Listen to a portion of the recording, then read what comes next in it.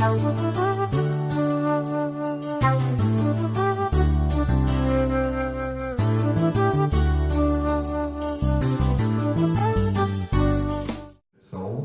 one of the largest vegan festivals in the world, and it's happened very rapidly in Israel. The religion there, I suppose, encourages people to kill animals, but a lot of young Israelis are becoming more radical and deciding that the vegan diet is best. And I've heard that this is largely due to the campaigns of animal rights protesters in Israel, that the vegan population has expanded so rapidly. They'll put dead animal carcasses in fountains in the center of Tel Aviv, and massive internet campaigns for animal rights. So, in the Middle East, Israel's probably the largest vegan population as a percentage of it. Maybe 4%, 5% of the population are claiming to have some vegan affiliation. But even in Israel, there is some religious background to the veganism as well. The Essene people who were there before the Jews and the Christians were supposedly raw vegans, and many people in the raw vegan movement, take the ideas of the Essene quite seriously. Okay. Next slide. Center of a large certified vegan food industry in dollar terms. Obviously places like India are producing much more food and feeding more people, but in monetary terms, the vegan industry, certified vegan industry, is probably most developed in California than just about anywhere in the world. So I suppose if you want to do business, then go to California as a vegan. Those trees there are the California redwoods, the tallest trees in the world. So apart from the recent drought that they're having, it's generally quite a good environment for growing food as well. And there's quite a long tradition of vegetarians and vegans in California, partly due to the number of people who moved there about 100 years ago, 120 years ago, to avoid tuberculosis. A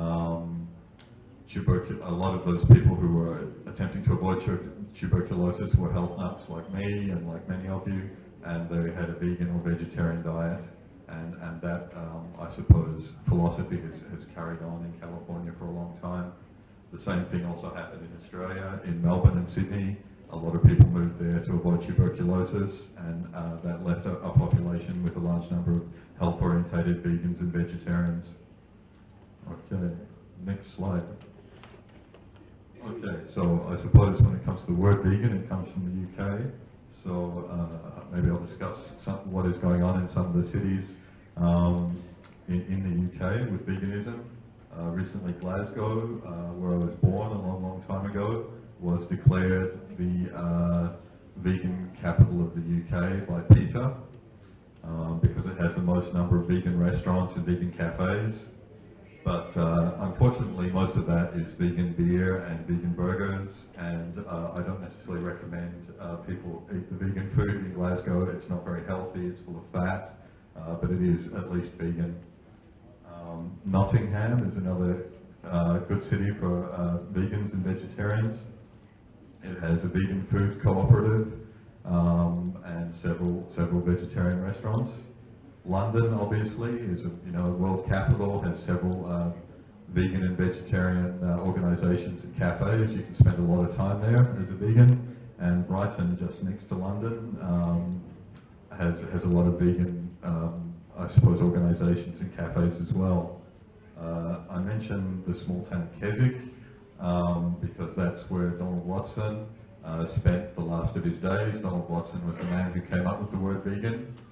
There is one vegetarian cafe there, and there's lots of nice walks to go on, but generally it's not a very vegan or vegetarian friendly place, and the local council were not very receptive to the idea of having a statue for Donald Watson or anything like that, and I don't think he was very appreciated in his own community at the end, except by his fellow vegans. So maybe worth a pilgrimage visit at some stage to Keswick nonetheless. And in Australia, Melbourne, where I live, is probably the centre of veganism. In Australia, we have the largest vegan festival in the Southern Hemisphere there, World Vegan Day. And, but just about every state capital in Australia has good vegan options these days, and veganism is really taking off, and not least because of the large numbers of people coming in from Taiwan and from China and from India who are used to eating a more plant-based diet than the Anglo-Aussie population that was there before.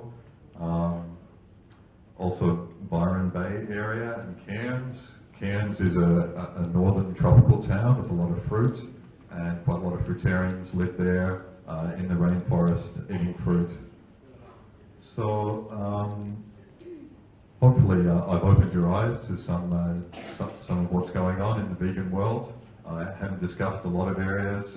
Maybe, you know, great countries for veganism include Singapore and Brazil, and you know, there's more vegan restaurants in Singapore than you can fit on the Happy Cow app. And I would say if you're traveling around looking for vegan cafes and restaurants and shops, do get the Happy Cow app on your phone and use it. It will let you know where they are. Although in India you don't really need it, because the chances are no one has put the local vegetarian restaurant or vegan restaurant into the Happy Cow app. It's more useful in Western countries. Okay, thank you for listening. I hope it's been eye-opening in some cases, and yeah, see you around the festival.